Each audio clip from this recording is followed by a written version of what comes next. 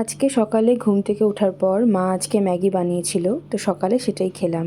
Breakfast করার পর তারপরে আমি এখানে মাটি দিয়ে প্রদীপ বানানোর চেষ্টা করছিলাম। প্রথমে কয়েকটাতে হয়নি একদমই, তারপরে চেষ্টা করে করে কয়েকটা বানিয়েছি। এই মাটিটা আমি অনলাইন থেকে অনেক দিন আগে অর্ডার করেছিলাম, তো বেকার পড়েছিল, ভাবলাম যে কয়েকটা প্রদীপ বানিয়ে নিই, তো সেটাই বানাচ্ছিলাম। বেশি বানাইনি, কয়েকটাই বানিয়েছি, 5টার মতো। বানানোর পর সেগুলোকে আবার রোদে দিয়ে এসেছিলাম। আর আজকে প্রচণ্ড রোদও উঠেছিল, আবার সেরকম গরমও পড়েছে।